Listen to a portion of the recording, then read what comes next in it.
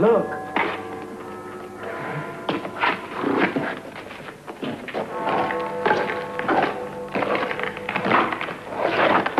Empty, all right? Are you sure?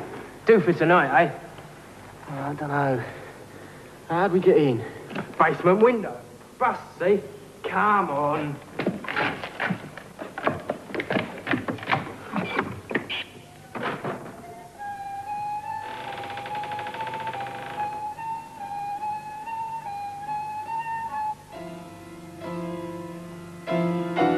Strike the light, mate.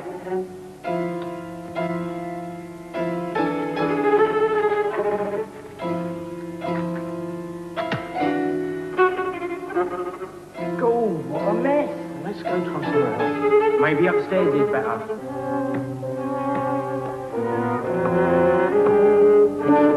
This place gives me the creeps, mate. Damn, that's all. Must have been empty for ages.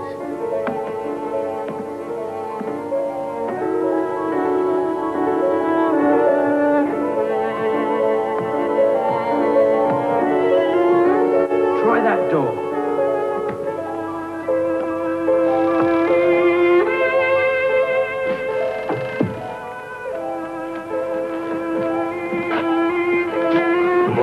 Yeah.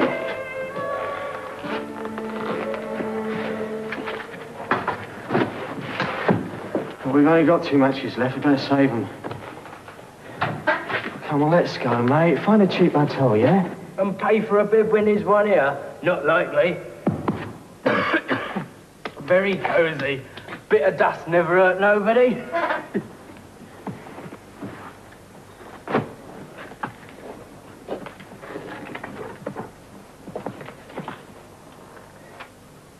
You dossing over there?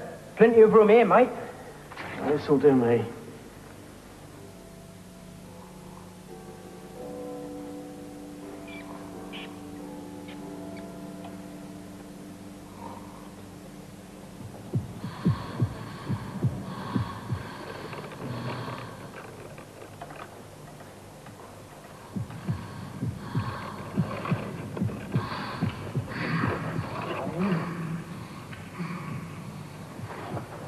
Martin, what's the matter? Listen, mate.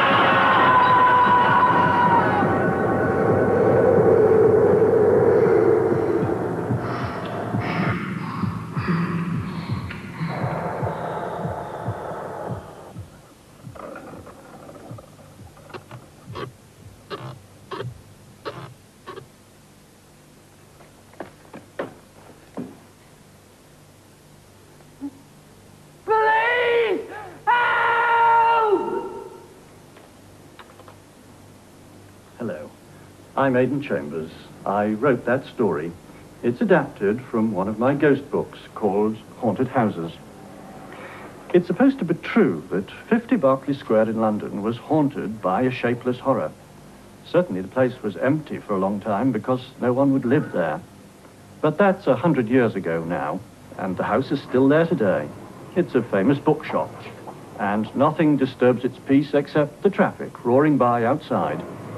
Not a ghost to be seen. So what happened to the 2 sailors?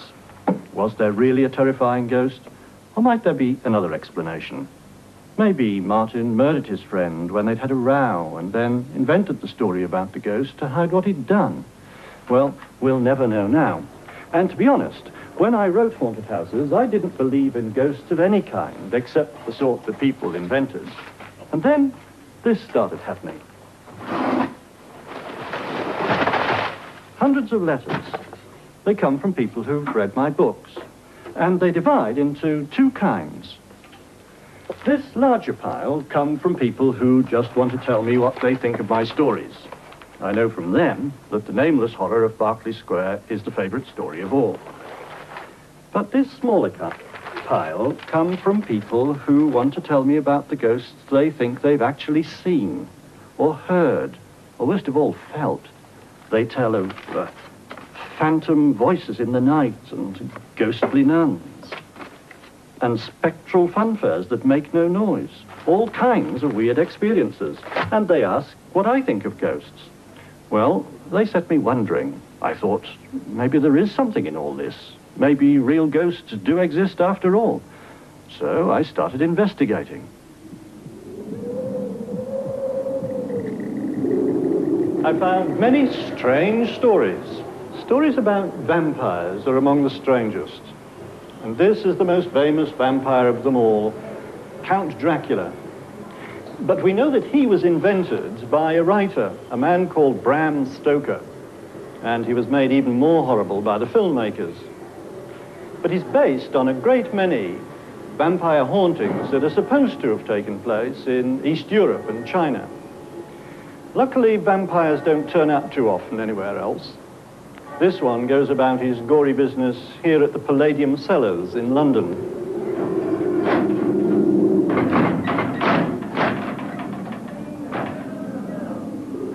I'm not sure that we should call this handsome creature a ghost at all. He's a man bewitched who can turn himself into this monster whenever the need takes him. Not a pretty sight. Then there are all those stories of people who cast spells using black magic to raise ghosts from the dead. I must admit I'm not too keen on that kind of investigation. I find it much more useful and far more fun to dig up the old stories of ghosts that are supposed to haunt the area where I live and the places where I visit. There are thousands of them. I sometimes think that every street has its own collection of ghosts. They range from such blood-curdling oddities as screaming skulls that nobody can destroy no matter how hard they try, to phantom coaches and horses that gallop silently through the night. Recently, two boys on their motorbike thought they saw one of those coming down a hill near where I live in Gloucestershire. But that's all very well, all very interesting. But do such things really exist? And does anyone really know the truth? Those are the questions I asked myself.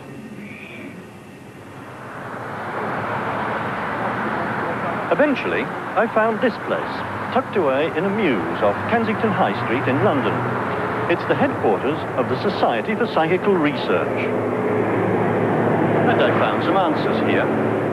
The word psychical means something that has no solid form, but exists only in our own minds, or something we can't explain in ordinary ways. So, this is an organization for people who want to investigate strange things like ghosts. Some of its members are famous scientists and professors. Come inside. There's something I want to show you.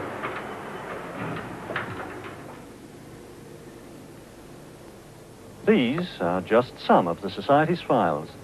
They contain thousands of reports from people who claim they've had ghostly experiences. The Society's been collecting them for over 100 years. Most of the records are about apparitions, ghosts you can see. One of the most common are spectres called grey ladies. These are misty figures that often float through people's houses, but they don't seem to do much harm. Some apparitions are of people you can recognize, like Anne Boleyn, one of Henry VIII's wives whose head was cut off. Some people say they've seen her ghost in the Tower of London and in other places too, sometimes with her head on and sometimes without. Animals appear in ghostly form as well. One was of half a dog. It woke someone up one night and gave them quite a fright. Poltergeists. Polter is the German word for noise. Geist means spirit. So poltergeists are ghosts we can hear but can't see. They're supposed to be able to throw things round corners and lift heavy objects and even start fires. There are lots of other kinds of ghosts. The Society collects stories about hauntings and tries to find out whether they're true or not. It also collects books about ghosts and has one of the finest libraries in the world on the subject. Some of the books are hundreds of years old, like this one by Dr. John Dee, who tried to raise the devil. It was published in 1659. Others arrived only yesterday. Many of these books try to explain what ghosts might be. When I'd studied them, I wrote my own book. It's called Aidan Chambers' Book of Ghosts and Hauntings. In it, I try to explain to you what I think about ghosts. One of the things I found out is that sometimes very strange, ghostly things do seem to happen, but that real-life ghosts are very different from the frightening fictional ones that writers invent to put into their stories. Another thing I found out is that it matters a lot how you think and talk about ghosts, and even more, how you try to find out about them.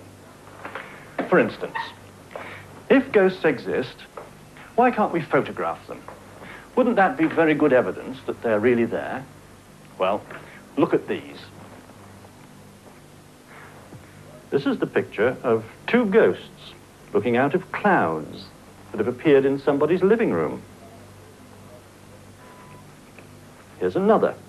This is a man who seems to have a ghost looking out of the lapel of his jacket. Interesting? The trouble is, we know they're fakes, and they aren't difficult to make. Look. All you need is an old photo, some scissors, glue, and a bit of cotton wool. You cut out the face, stick it onto a piece of card, add a touch of cotton wool, and you get this. Easy, isn't it? There are other ways of making ghost photographs, and most of them are as easy as that. Luckily, experts can usually tell a fake just as easily as they're made, but there are one or two photographs that we're not quite sure about. This is my favorite. It's supposed to be the picture of a ghost called the Brown Lady of Rainham Hall, and the photographer said that she came floating down the stairs towards him. And as far as the experts can tell, it isn't a fake. But that doesn't prove that the ghost was actually there. You see, the trouble with photographs is that so much can go wrong with them. Unwanted light can get into the camera and cause ghost-like patterns on the film, or there may be a fault in the film itself, or something may go wrong when it's being developed. So I'm afraid that photographs are not much good as evidence. You just can't trust them, ever. It's much more useful to look carefully at what people say about the ghosts they think they've seen. Let me show you. This is the true story of a haunting the Society investigated of two people we'll call Mr. and Mrs. Page. On Christmas Eve, 1869, Mr. and Mrs. Page went to bed early.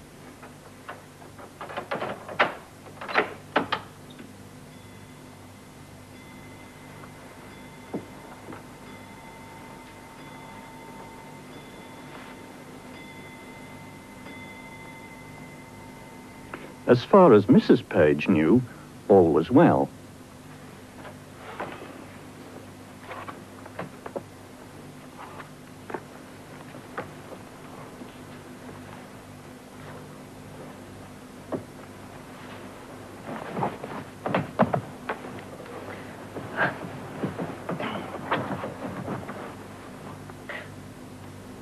Willie?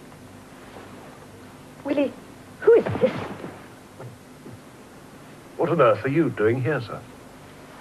Oh, Willie, Willie.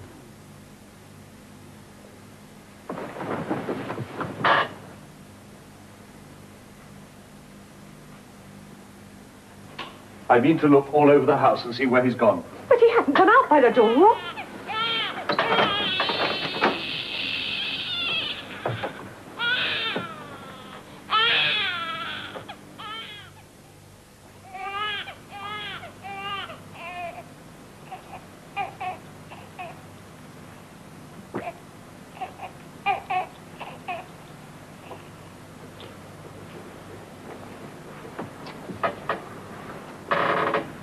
Do you know what we've just seen?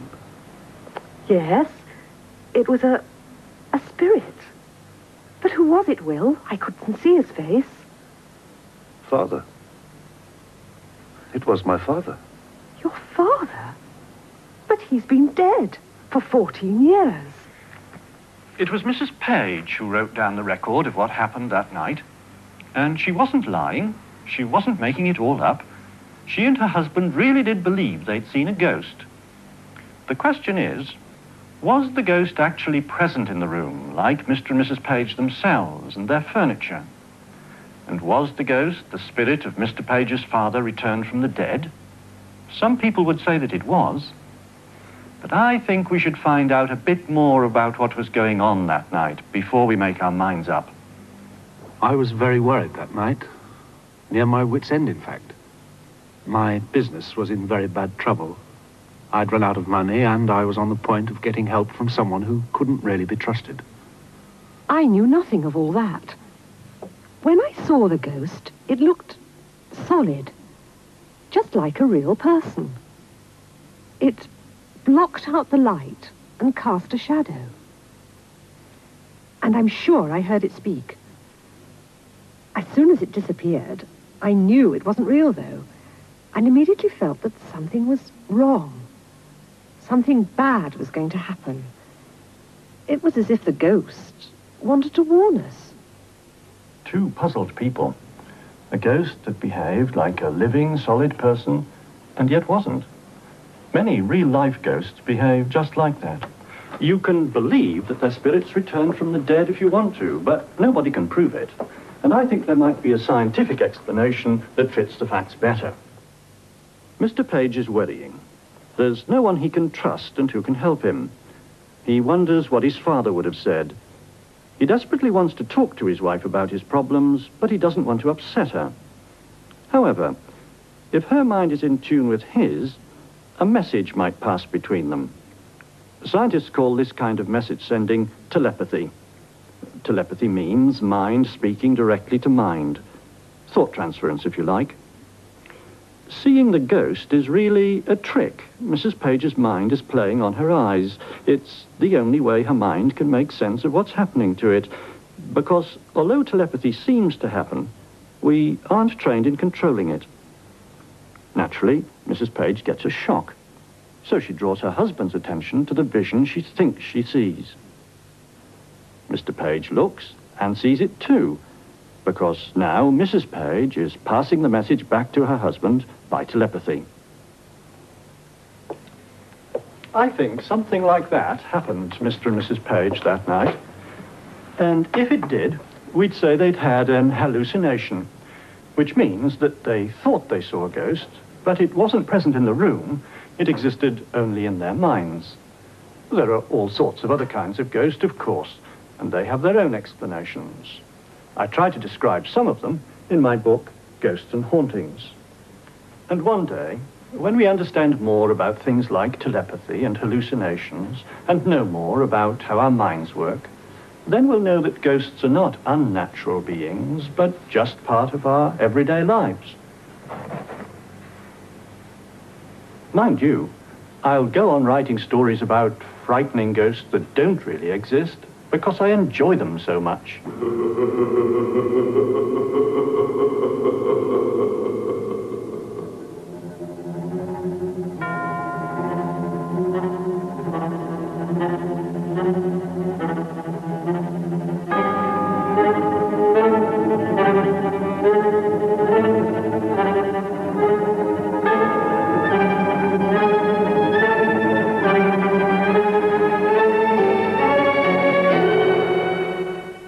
Rose prefers the sound